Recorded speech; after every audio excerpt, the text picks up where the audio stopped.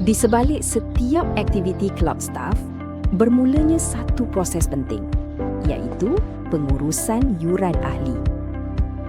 Setiap kali pembayaran diterima, bendahari perlu menyemak, merekod dan mengemaskini setiap transaksi secara manual. Apabila ahli kelab bertanya tentang status pembayaran, bendahari perlu menyemak setiap rekod sebelum maklumat disahkan. Jadi, bagaimana jika semua proses ini dapat diuruskan dengan lebih mudah, lebih pantas dan lebih sistematik? Memperkenalkan KESIMAPay, transformasi digital ke arah pengurusan yuran yang lebih cekap, sistematik dan telus.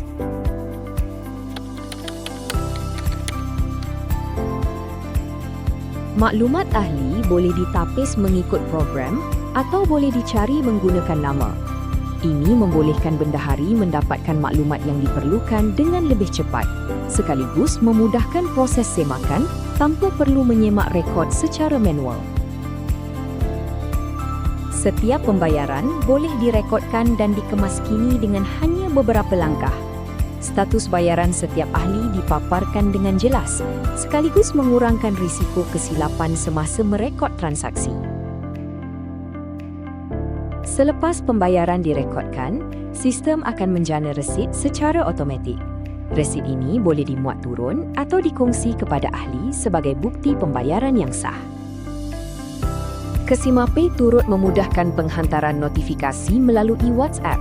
Bendahari boleh memaklumkan status pembayaran kepada ahli dengan lebih cepat dan teratur. Ahli juga boleh menyemak status pembayaran mereka sendiri pada bila-bila masa. Ini mengurangkan pertanyaan berulang kepada bendahari dan membolehkan maklumat diperoleh dengan lebih pantas. KESIMAPay turut menyediakan fungsi penjanaan laporan tahunan secara automatik.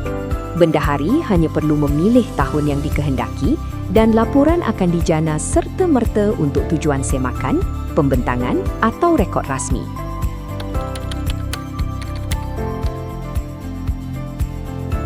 KESIMAPay membantu mempercepatkan proses pengurusan, menyusun rekod pembayaran dengan lebih teratur, menjana resit secara automatik serta menyediakan laporan tahunan dengan hanya beberapa klik.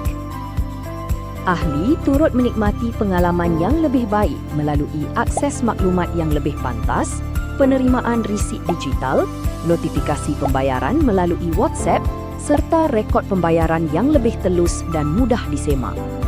Daripada pengurusan secara manual kepada penyelesaian digital, KESIMAPay membantu menjadikan pengurusan yuran lebih cekap, lebih telus dan lebih sistematik.